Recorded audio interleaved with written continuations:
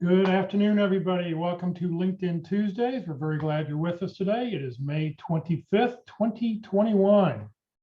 For those people on Zoom, as soon as you have a question, if you think of something, put it right in the chat box or write it down on a notepad so you can remember to ask what it is. For those people watching on Facebook, please just send your questions into the comment field. I am monitoring that feed, and I'll be sure to get those questions answered for you. Please note this event is being recorded and is currently live on Facebook. The recording will be on the Career DFW Facebook page and the Career USA YouTube channel for others to view in the future. By participating in this event, and if you happen to post a comment in the chat box or have your microphone or camera on, you give consent for your comments, name, and picture to appear. Well, good afternoon, everybody. My name is Jeff Morris. Back in 2008, I started a website called careerdfw.org. It was a website to try to help people in the Dallas-Fort Worth area and by putting everything they needed to know about their job search in one place. In 2012, I launched careerusa.org to help people outside the Dallas-Fort Worth area. I've written a book called What I've Learned About Your Job Search That You May Not Know. It is available on Amazon. Since 2007, I've been facilitating and leading the North Dallas Plano Career Focus Group. The group's been around since the late 1990s. And I'll tell you about our upcoming interesting program we're having this Friday at the end of this session. And since 2017, I've been a member of the practice interview team. And if you haven't done any practicing on your interviewing skills, it's a great way to practice interviewing. And if you'd like to have more information on how to reach out to that group, please let me know and I can get you some information. Well, when we started talking about LinkedIn, it was important for me to find different speakers and different people who talk about LinkedIn from a little bit different avenue and a little bit different thought process.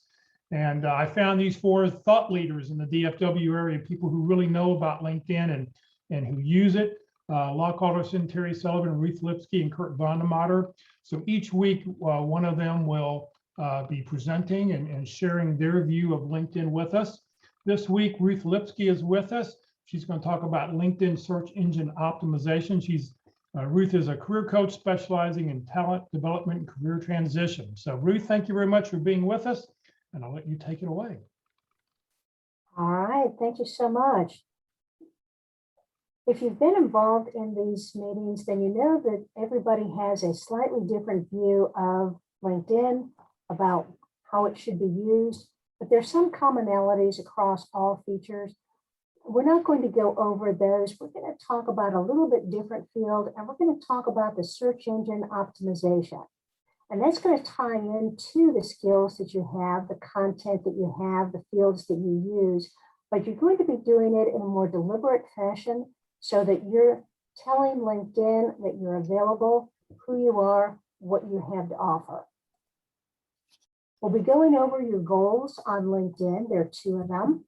We'll talk about the recruiter search and show the fields that are most important to your search.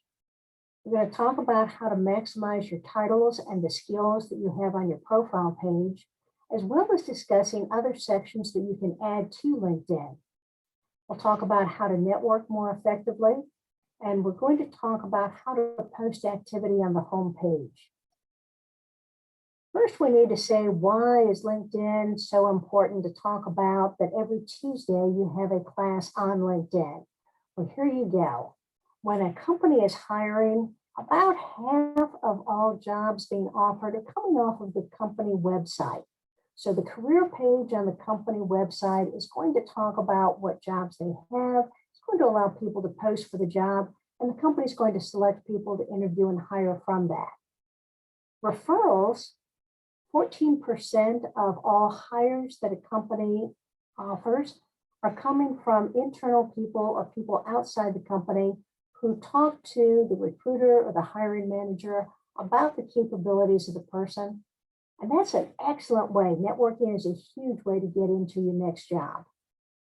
The recruiters they're talking about here, this 4%, are the headhunters that are outside of a company. And those come in two types. They're going to be the ones who have a job from the company that is either too technical or too much of a significant niche job that they want outside help. Or it could be recruiter networkers and people who are trying to collect resumes in order to present them to companies and get a fee from them. But LinkedIn, take a look. A third of all jobs offered these days is coming from a recruiter going out onto LinkedIn, typing in a title, a geographic location, some skills, finding scads of people who are going to fit into that and are going to be able to start the interview process without the person ever applying for the job. So this is going to be a huge push in the future, that more and more companies are going to be utilizing LinkedIn much more so than other areas, because they can find so much about you. So you've got two goals on LinkedIn. One of them is to optimize your profile so that the search engine can find you. And that's what we'll talk about today. Your normal goal that you've probably been working with all along is that you need to be welcoming to recruiters. You need to have information that is laid out in a way that is easy to read, that you've got a picture, a good background, possibly some personal information, depending on what type of role you're looking for. But it's going to be different when you're looking simply for the search engine side of it. So we'll go into the recruiter views. And the first thing to know about LinkedIn Recruiter is that they utilize the score that LinkedIn calculates for your profile. LinkedIn calculates a score every day for your profile. It's based on what type of content you have, and it's based on how much activity you have on the LinkedIn sites. You can't see your score, nor will LinkedIn tell you the point value for any of the activities that are on LinkedIn. So it's a hidden measurement of the worth of your profile, taking into account the content and your activity and your willingness to network. So how is it used? When the recruiter is using the LinkedIn Recruiter software, they'll normally start out by typing in a title, a location, they'll put in a couple of skills, and then they'll find out that there are 42,000 people who fit those qualifications. Recruiters will use this spotlight feature to look for other things to start narrowing down these people. One of the spotlights is open to new opportunities. If you don't have this turned on, you should have it, because recruiters are going to prefer talking to people who are willing to change jobs. Doesn't necessarily mean that they're unemployed, but they're willing to take into consideration that there could be other jobs out there that might be worth moving to. These are people that are going to interview easily and are probably going to be able to move quicker into a company. Recruiters are also going to be looking for people who have a company connection. If you're connected to somebody within their company, then the recruiter feels that you probably have a good idea about the products and about the culture that the company has. So connecting to people in all of the companies that are in your marketing plan is going to be a positive thing to do, because recruiters are watching that. The third area that this recruiter thinks is important are the people who are engaged in their talent brand. That means that the person on that LinkedIn profile has this company in the interest area. That is, they have searched for the company, found the company page on LinkedIn, clicked the follow button, and they get information about the company on their homepage. So when the company posts information about new products, about parties that they're having, engagement activities that they're having, they'll post all of those on the homepage. People who are engaged in the talent brand by having that company in their interest area are going to see more information about the company. Now, notice that out of these 42,798 people that came up in the search, Emily Dalton is number one. LinkedIn does not do anything randomly. There's a reason why they put the people in this order and why Emily Dalton came out as number one choice. And it's based on all of the things that you can't see. So Emily is open to new opportunities. She has company connections, more than one of them is following the company, so she's engaged in the talent brand. probably has more information about what she does, but you can't see it here. Notice that there's a very small amount of information that you can see about these people. Emily Dalton, she is a project manager, which is what we were looking for.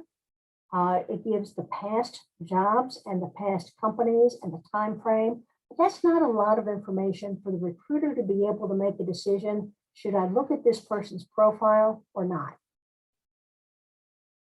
One of the things that we're going to be talking about is that the people on this list generally have a title in their headline area that is fairly straightforward. This is the title I was given by my company. It's appearing in the headline area. I didn't do anything special for it. But if a recruiter is going to go through 100 of these little snippets of information, they're going to be attracted to the job titles that tell a little bit more about what that person has to offer. So if Emily Dalton had said project manager at Cisco specializing in something, it's going to appear more useful to the recruiter and is probably more likely to be found by the recruiter, and the recruiter will click on that person's profile. So you don't have an awful lot of information that you can wow the recruiter with.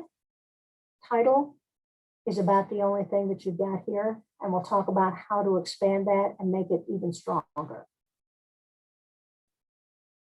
Now here's another recruiter view, but this recruiter is just looking for accountants, just plain accountants, no other filters through here, and they came up with over 4 million candidates.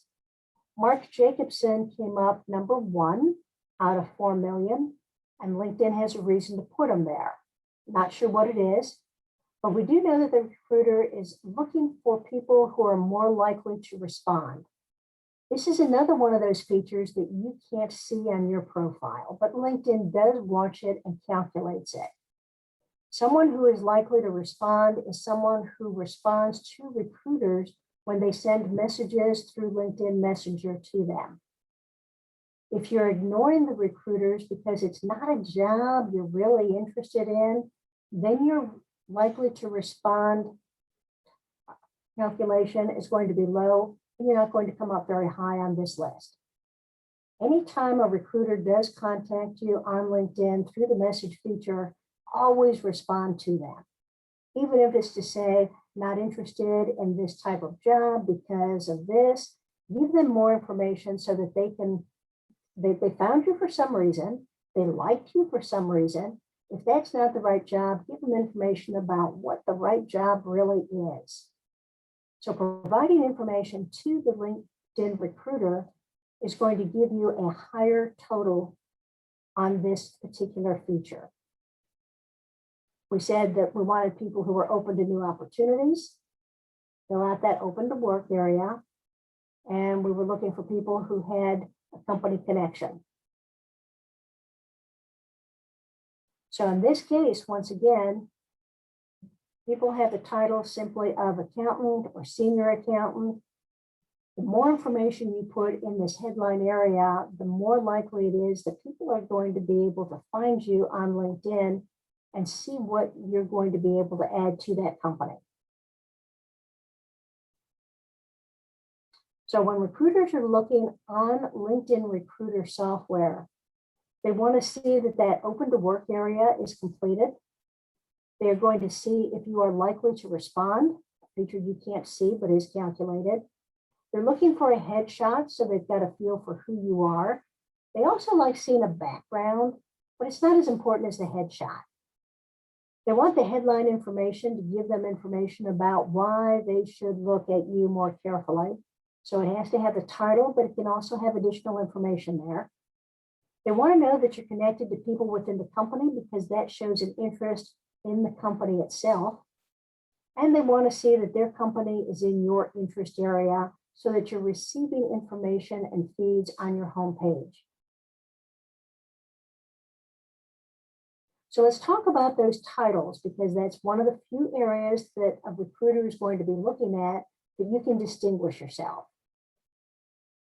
You're going to use the titles whenever possible that LinkedIn has standardized. LinkedIn has standardized the titles and has standardized skills so that when you're in the skill section and you start typing in a skill, it'll give you some suggestions on how they've standardized it. But the titles are going to be the important ones at this point because you want titles that the recruiters are going to be searching on, because we know that an exact match on a title gives you bonus points in any search. So look at the open to work section or look in the job tab, and all of the titles as you start typing in are going to come up. You're going to put multiple titles in your headline area underneath your name and in the open to work section. It should be open to work, shouldn't it? Didn't notice that. Oops. Okay. But in your experience section, you generally have the title that the company gave you. And that might not be particularly indicative of the type of role you really played in that company.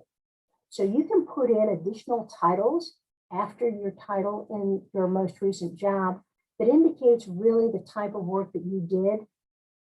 And adding those in and having them to be standardized titles is going to help recruiters find you, because finding people who have had that job before is going to be the best fit for most recruiters. So the headline area itself, how do we want to lay this out? It used to be that we wanted you to put title, title, title, title, because we knew that that was a high value match.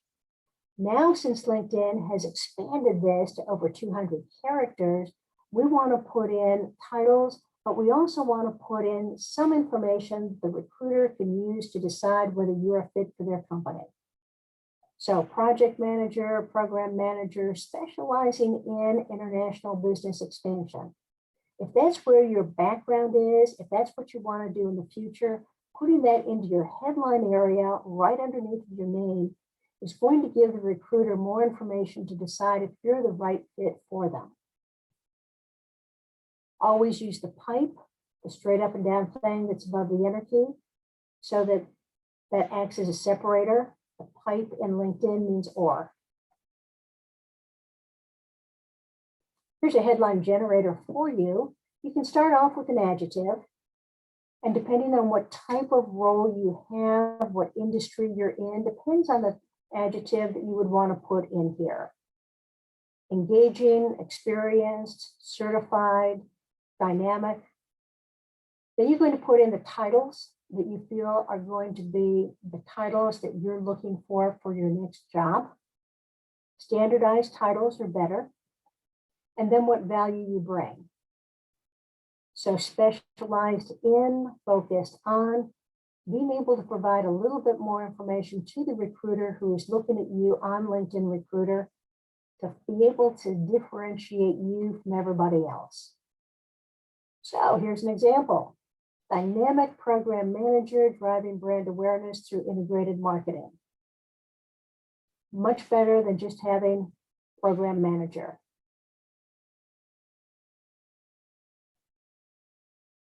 Everybody okay on titles? Questions? You can put it in the chat feature. Jeff is watching that. So let's talk about skills.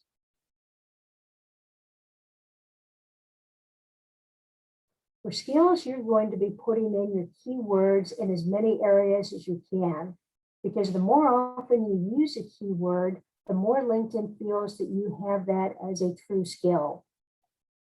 The skills that were researched most on by recruiters in 2020 were soft skills, creativity, persuasion, collaboration, adaptability, and emotional intelligence. Since recruiters are looking for these words in people's profiles, you need to add these 5 soft skills to your profile. It doesn't have to be in the skills and endorsement area. It can be in the about section. It can be in your experience section. You can have it in your headline area. It's all equally searchable. But having these as the top skills, because that's what recruiters are looking for, gives you a good hint that LinkedIn is going to give you more points and is going to bring you up higher on that list if you've got more things that match. Now, the hard skills are generally going to be those skills that are in demand as far as the jobs these days. So if you have these as hard skills, add them into your profile. If not, concentrate more on the soft skills. LinkedIn does give you 50 skills that you can put in the skill and endorsement area. Why not use them all? Try for 45 or 50. LinkedIn allows you to showcase 3 of them up at the top so that they are going to be the skills you want the recruiters and the hiring managers to see before they click on that see more link to open up the whole set of skills. LinkedIn does categorize your skills. You may have noticed this, that they will put them into a category either as industrial knowledge or managerial skills. You can't change something from one category to another. LinkedIn is not always good about putting it in the right category, but you can't change it. Your skills, by the way, should be both technical skills and soft skills. Most people are very good about putting their technical skills in this area, but recruiters and hiring managers want to see how well you work with other people and what kind of people skills you have. So putting in things like creativity, problem solving, relationship building are going to be important features on who you are and how well-rounded you are on all skills. You're going to pick out the top 3 skills, and depending on what type of job you're looking for, depends on what 3 skills you want. If you're in the mid-level, you're probably going to be looking for 3 technical skills as your top 3.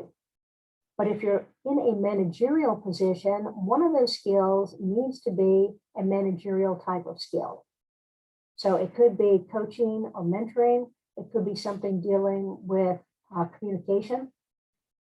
If you're in the upper area of a job, you're going to want more of the strategic goals in this top area. You can certainly have 1 or 2 technical skills, but one of them has absolutely got to deal with something along the lines of strategy or goal setting, something that's going to indicate that you have the higher level skills to be able to deal with those jobs. Now, we also like having at least 1 skill that is a hobby or something that's fun about you. 1, it distinguishes you from other people who may have the same types of skills, but it also allows the recruiter to linger a little bit more on that skill because it's out of place. It doesn't match everything else in your LinkedIn profile. And it helps clear the recruiter's mind so they can read the rest of your skills with a stronger attention. And if you've got a lot of skills, put them in alphabetical order. It's really easier to read skills when they're in alphabetical order. And if a recruiter is looking for a specific skill, you're giving them a little bit easier time being able to find those in alphabetical order. Now, LinkedIn is now offering a skill assessment. So underneath your skill and endorsement section, you can see that there is a take assessment. And that is going to be available to you only if you have a skill that has a test associated with it. What it is a feature that is going to be more credible than the endorsements. LinkedIn for years was using the number of people who had endorsed a skill to indicate how strong that skill was. Later, they realized that a lot of times it simply meant that person had a good social network and they were willing to endorse each other's skills. Now they're going to say, take a test, let us know if you really do have this skill. There are 3 types of skill tests. You've got the technical, you've got the business, and you've got the design. These are all going to be the hard skills. There are no soft skill tests. There probably never will be. But LinkedIn is telling us that if you have taken this test and passed it, then you're 30% more likely to be hired for a job that requires that skill. It's a multiple choice test, generally 15 to 20 questions. It is a timed test, so you can't get off of it. It has to be completed in 1 session. You need a 70% or above in order to pass the test. And if you pass the test, you're given a badge. And the badge is this clipboard with a check mark by it. that you can add next to your skills. If you don't pass the test, then nobody's going to see, nobody's going to know. LinkedIn apparently does not track that, but you can't retake the test until 3 months have passed. And that's because LinkedIn changes the test questions every day, generally several times during the day. So by the time 3 months have passed, you'll have a whole new set of questions. And this assessment is only good for a year because LinkedIn feels that there are enough changes going on in these areas that you need to be able to retake it in order to showcase that you have skills that are more recently added to those types of tests. Okay, on tests. Now, LinkedIn Recruiter has recently added a feature on their screen that says, if you want to look for people who have these skills and who have passed at least one skill test, click here. So recruiters are now searching for people who have passed the test. If you have skills in these areas, bone up a little bit on them, do a little bit of a refresher, but do take the test. It is a huge plus in the hiring area. So much so that some recruiters are contacting people on LinkedIn, talking about a job, asking if there's an interest in it. If there is an interest and you say that you are interested in that job, the recruiter will say, before we set up our first interview, go take the LinkedIn test associated with these skills. And then they'll be able to talk with you once you passed them or indicated that you passed one out of the two that were requested. But it's becoming a greater feature for how to find people who truly have the talents and skills that are in that skill and endorsement area. How are we doing so far? Everything okay on this? Doing great. It's a great feature. Okay, let's talk about some other sections that you can be adding into your LinkedIn profile, because although LinkedIn does allow you to put your resume information into LinkedIn, there's more information that you can put in here. So let's start at the top, being able to put in information that deals with who you are and what your skills are.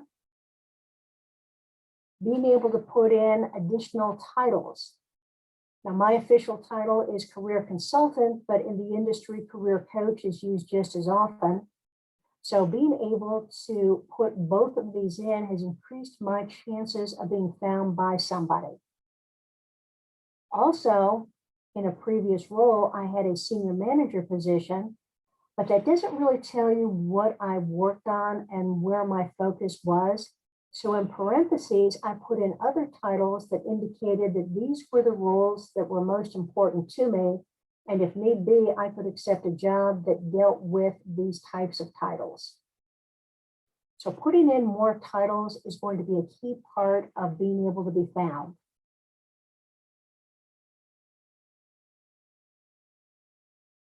In your skills and endorsements, that take skill quiz is going to be an important one to do whenever possible. We're going to show more. And when you're going to be changing things around, you go into the edit feature. If you want to change the top three, notice that they've got green tack marks to the left of them. Click on the green tack mark. It'll go white and turn down to the bottom. Click the ones you like. It turns green, brings them up to the top. To alphabetize, you use the 4 parallel lines to the side here. Click and drag to bring them up and down, to put them in the order that's easiest to read. Also in this adjust endorsement setting, click on that and make sure that you're indicating all 3 of these as a yes, because endorsements are still going to be an important part of LinkedIn. And it should default into a yes, I want to be endorsed, but double check and make sure, because sometimes LinkedIn doesn't do that. So let's go back and take a look at some of the sections that you can add in. Most of it is going to be in this section here. And when you add a section, it's going to come in different categories. If you have licenses and certifications, put those in. That's a good balance to the skill tests. Volunteer experience is going to be important no matter how far back it was, because recruiters are looking for people who are engaged in the community because they know that they've got a social footprint in the communities that they sell in. And they want people who are active and have the same set of ideals that they have. So volunteer experience is becoming more important also. In the accomplishments area, when you open that up, it gives you a lot more areas here too. Courses, those are not necessarily college courses or the formal courses that you would get through a university. But if you took any classes at work that were offered to you that were to increase your skill, you should add those in here. Recruiters want to know the people who are the lifetime learners, the ones who are going to accept additional training along the line in order to move the company in the direction they want to be in. The other courses that you need to put in here are the ones that you had on a yearly basis that came from the compliance team or the legal team that talked about privacy or anti-money laundering or IT security.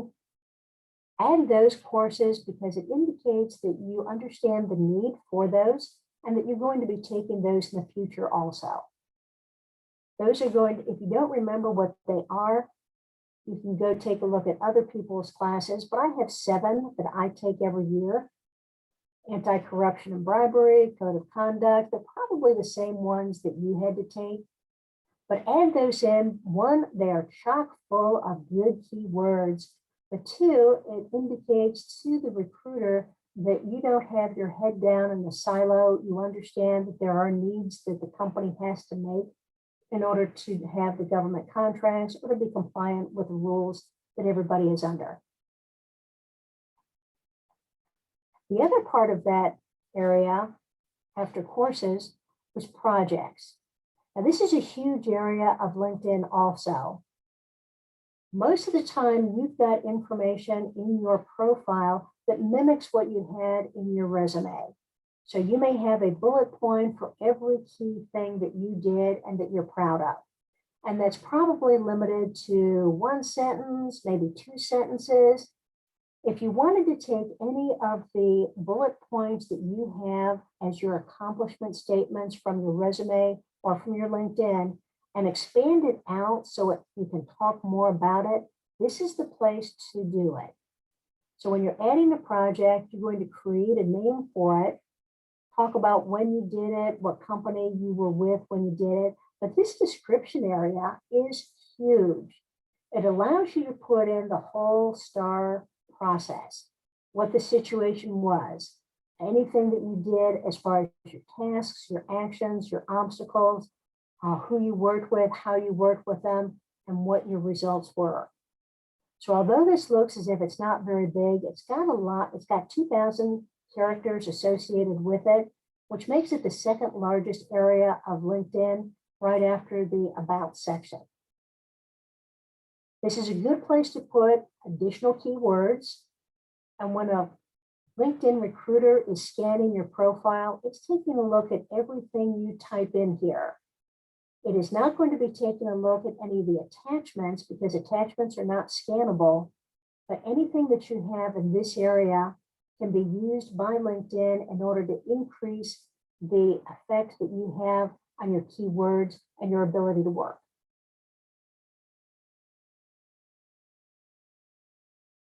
Your About section, make sure that your paragraphs are no more than 4 lines deep. Make sure your About section has a minimum of 40 words in it. That's 40. If you don't have at least 40 words in it, then LinkedIn doesn't give you full credit for having an About section.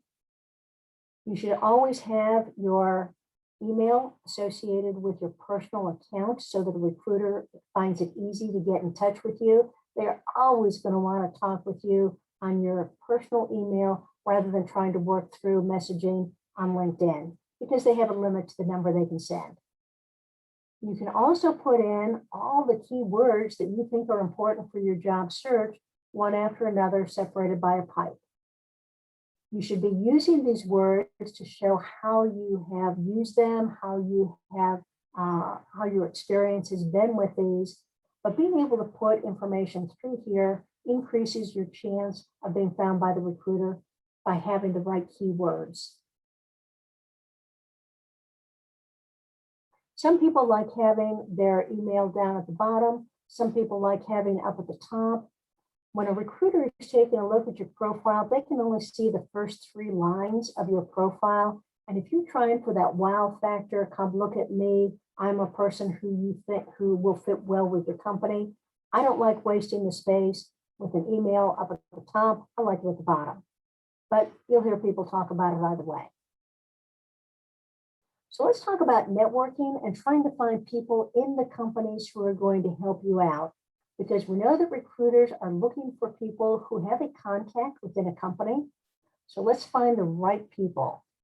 On the chat box, could somebody type in a company that they are interested in joining?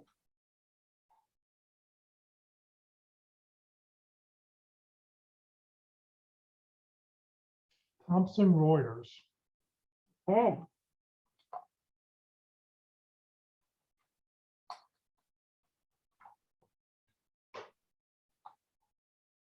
As you're typing the information, LinkedIn is going to give you a lot of different options. Make sure you're looking for the right one. Normally it's going to have company next to it and what industry it's associated with. So we'll click on that and that'll take us to the LinkedIn page for the company. You're going to be following the company because that puts it into your interest area. And now you're going to be getting more information about the company activities on your homepage.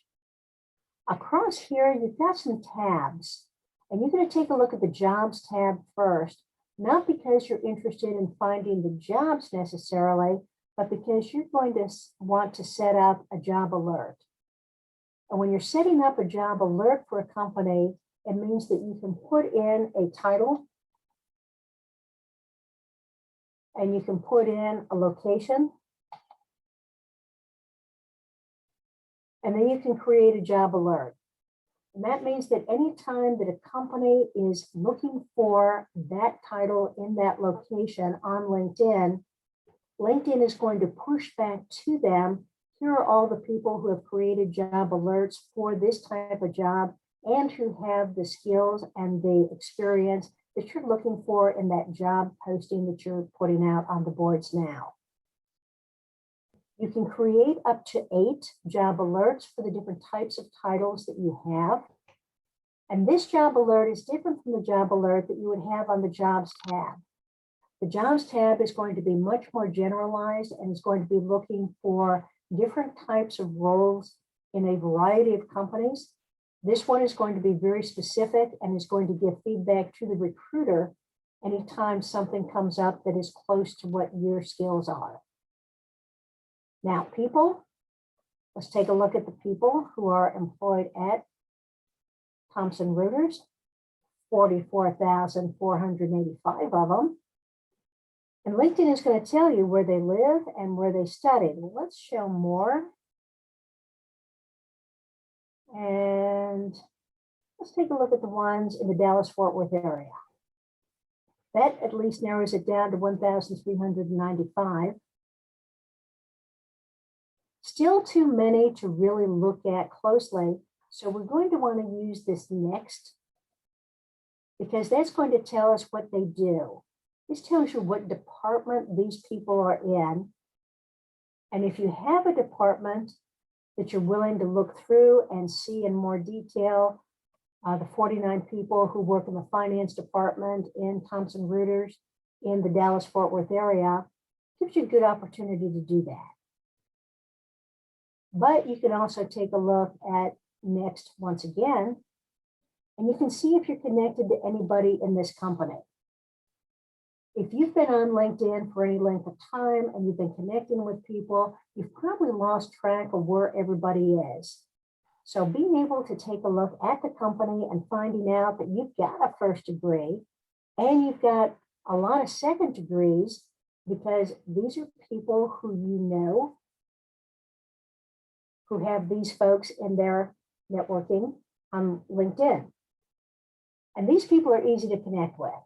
Being able to say, looks like we have people in common in our LinkedIn connections. Let's connect and keep in touch. That's all you have to do. You have to give them a reason. But let's go back and take a look a little bit more about what type of role we're going to be looking for. Because we can search for titles here. And if you think that the person who is going to be interviewing you is going to be the learning and development manager. Whoa, there's 68 people who have learning and development manager either as their current title or who have had that in a previous title on their LinkedIn profile. So here they all are. Some of them you'll be able to separate out because that's not what their title is now. Being able to find the person who has the learning and development responsibilities might take a while to go through, but it's not that hard when at least you've narrowed it down this much. You're going to want to connect with them and do not use the white connect button because the white connect button here sends an automatic, I'd like to join your LinkedIn network.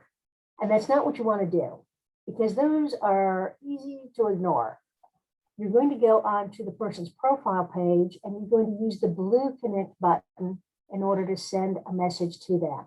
Blue connect buttons always allow you to personalize a message to the person. And being able to look through and see if there's anything else that you have in common with them is a good way to be able to give more information on that networking event so that you're going to be able to ensure that that person does connect with you. So if you wanted to go into, let's get out of this one, see if training would be better. Only 39 people have trainer in their profiles. Taking a look. Now notice how when you take a look and you see that there's no picture here, you're probably going to scroll right past them and go to find somebody who's got a picture or a picture and a background. The same thing that the recruiters are doing. If they don't see a picture here, they're going to go and find the people who do have pictures because to them, it means you've got a more complete profile. You probably have more information about who you are and what value you can bring to the company.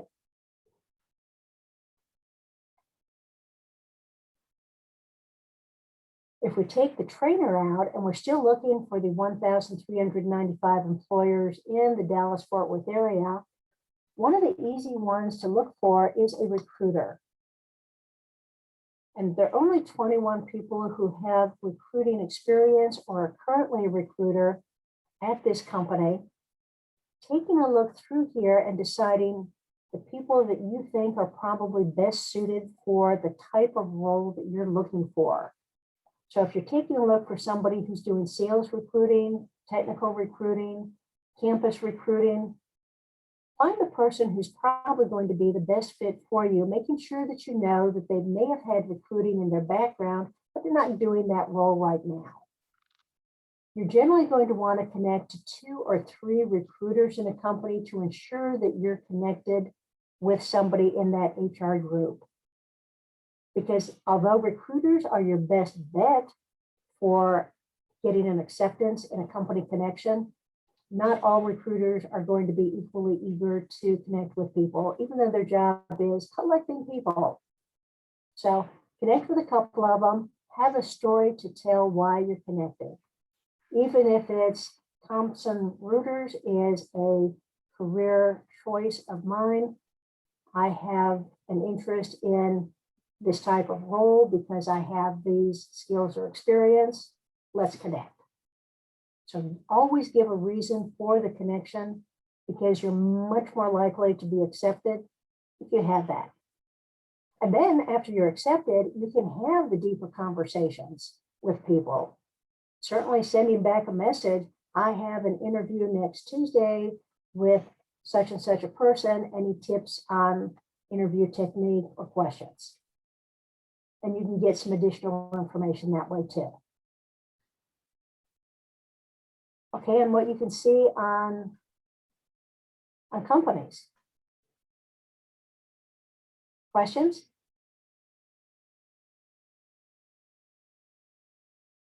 Okay. The other way to do some networking is by going through your college or university.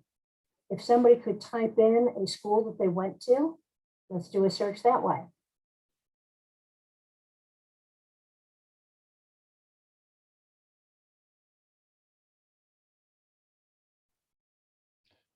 Okay, University of Texas at Austin. That'll be half of the half of LinkedIn. Okay, here we go. Look familiar, right? All right. We don't care about jobs now unless you're actually looking for a job at the university, but you are interested in the people who attended the University of Texas at Austin because you went there too. And we have 348,000 people who attended University of Texas at Austin in the last 121 years who have LinkedIn profiles. So let's open it up a bit. You can always take a look at where they are living right now, but what's more important probably is where they're working. If you have someone who went to the same school that you did, who is working at a company that you want to go to, and let's say that you're interested in Amazon Web Services. We'll click on that, and there are 456 of them. Using the next, we're going to be able to see what department they work in, what they study, and clicking next again gives you a feel for what their skills are in their skill and endorsement area and how you're connected. So I don't have any first degree connections, but I've got some second degree connections that might be helpful. So let's go back and let's say that we're going to be looking for people who are in finance.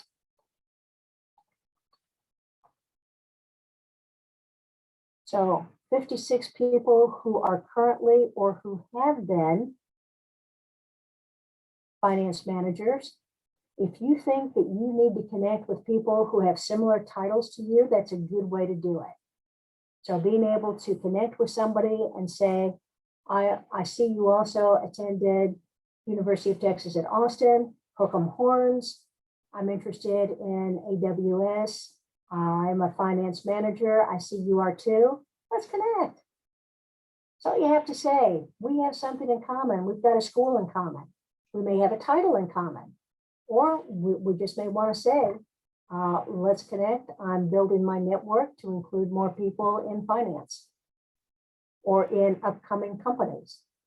Whatever your statement is, you've got 300 characters to connect with someone. Find a good reason to connect with them.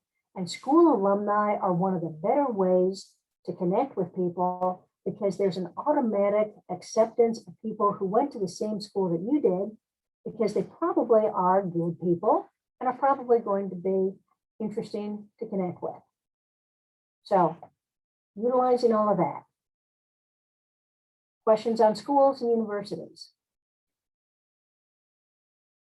Nothing in the chat box. Okay. One of the things that's important is that when you fill in your LinkedIn profile, you're going to put in where you went to school, and LinkedIn is automatically going to drop that into your interest area. That's not the only schools you need to have on your profile. If your spouse went to school, if you're paying tuition for somebody to go to school, if your parents went to some university or school, put those in your LinkedIn profile too. People are underutilizing the school function on LinkedIn, and you should be able to put in as many schools as you want, even if it's just because you follow their football team. Put them in there. And what that does is that on the home section, you're going to get more information from those schools, from the companies. And that's going to allow you to learn more about the type of role that you're looking for in the future. You need to be active on the homepage because we know LinkedIn very strongly supports people who interact and network through here. So being able to, LinkedIn gives you a ability to like. Stay away from this kind of stuff. You get no points for your profile score by using one of these. This is so Facebook. You do want to use the comment feature. And when you put in a comment, you should have a minimum of 8 words here in order to get the full value of having a comment. You should comment 2 to 3 times a week in order to get your score up there. And if you wanted to get your score even higher, you would start a post whereby you would put in a topic line of what you're talking about, and then give a couple of sentences on what your thoughts are or what you want to start your discussion on. Pictures add more value to it. If you have a picture, it's generally going to be a higher ranking comment and post, but start getting more active on the home page in order to increase the score that LinkedIn is creating for you. Questions on posts, questions on anything? Well, Dana asked, follow the school ? Or put your kids' college school section. Now, I don't really understand. There's not a place for you to put your kids' college school section. That's really not a place, but no, go ahead and follow the universities.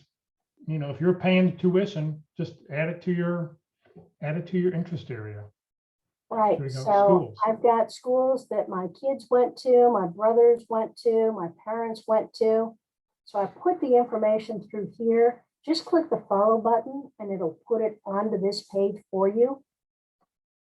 But being able to put more information onto your interest area makes you more interesting to LinkedIn, which in turn is going to reward you by bringing you up higher on the list when a recruiter is doing a search.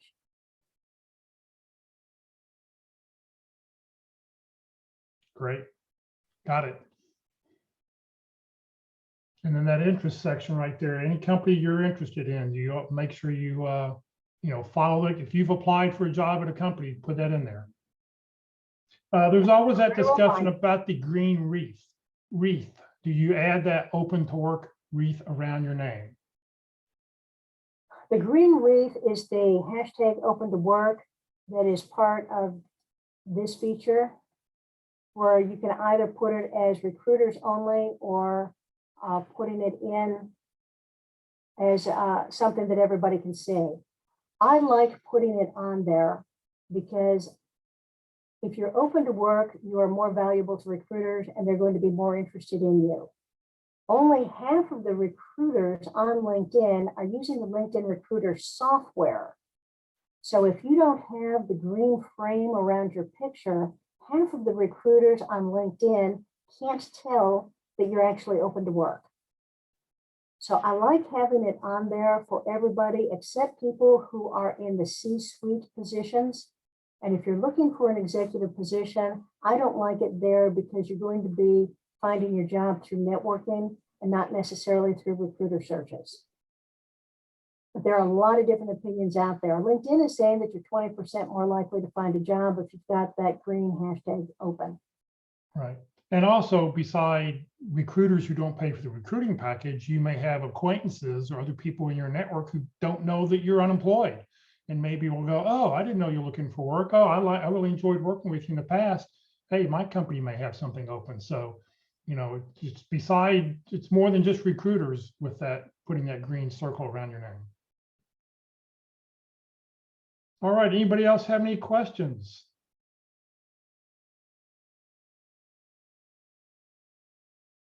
Looking. Great information. There's just so many things you can do in LinkedIn. It's just great that, taking step by step and, what you're presenting this week, what Locke's going to present next week, what Terry presents, what Kurt represents. Everybody talks about, there's the same common thread between all 4 of our speakers of what you need to do. And I think the whole search thing here. Let's see here. Michael asked, how do you add schools to interest? There's going to be a follow button for every school page on LinkedIn. So you just click the follow button. Okay. Very, very good. All right here. Let's see here. Well, Ruth, thank you very, very much. If you're interested and you want to connect with Ruth, you're welcome to do so. Please remember, click on the blue connect button. Please send her a personal note. If you want to connect with me, please send me a personal note. Tell us that you met us here, or whatever it is. It's just very, very important to do. Next week, our speaker is Locke Alderson. In fact, he's on the line right now. He's been watching this presentation here, taking notes. I've noticed he's been taking notes. So next week, he'll talk about how to use LinkedIn for job hunting, strategies to get results. All right, I need everybody to please raise your right hand and repeat after me. I, Jeff Morris, promise to always send a personal note whenever I send a LinkedIn request to connect with anyone. This includes when I use my cell phone or my computer. Very, very important. I will not connect with you if you do not send me a personal note. It's just my rule, because I want to know how we met. Very, very important.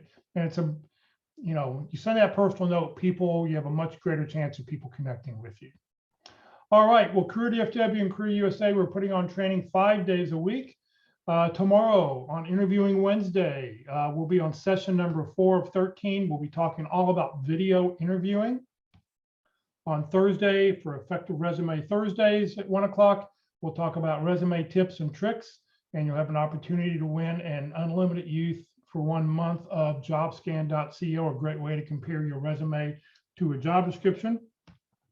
This Friday at the North Dallas Plano Career Focus Group, we have a labor law attorney who will be talking about issues that she has seen, but please note this event will not be recorded, so you do need to watch it live if you're interested in any issues. And if you have any issues you'd like for me to bring up to her, please email them to me by Wednesday at 5 o'clock so I can get her a list of topics that you would like to hear her talk about.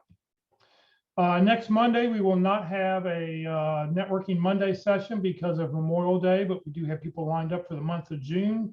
So come back on June 7th and we'll pick back up with Networking Mondays. Please join the Career DFW and Career USA LinkedIn groups if you haven't done so already, because there's an opportunity for you to get more first and second degree connections. So the Career DFW LinkedIn group currently has over 13,000 members. And you're welcome. You don't have to live anybody can join the Career DFW LinkedIn group. You don't have to live in the Dallas-Fort Worth area to do so. This session has been recorded. It will be on the Career DFW Facebook page and the Career USA YouTube channel. Follow us on Facebook. Please subscribe to our YouTube channel. We would greatly appreciate it. On the YouTube channel, it looks something like this. It's really the easiest way to go back and see the different videos. Click on playlist if you haven't clicked on that. And then at the very bottom, don't click on the video, but whatever playlist you'd like to do, click on View Full Playlist. And when you do that, up will come a list of from the most current to the oldest, and you can go back and you can watch any of these presentations and the dates and who presented them. If you're not receiving emails about our workshops, we have a Career USA mailing list. You're welcome to do that. It's controlled by me. You'll never be spammed. We put out 6 or 7 emails a week that every morning will come out with the link and the title of the program for that day. So that way you won't have to go search for the Zoom link. You just send an email to Career USA, the +sign, subscribe@groups.io. Please note, Ruth is a volunteer. I'm a volunteer. Career DFW, we're a 501c3 nonprofit organization. We have no full or part-time employees.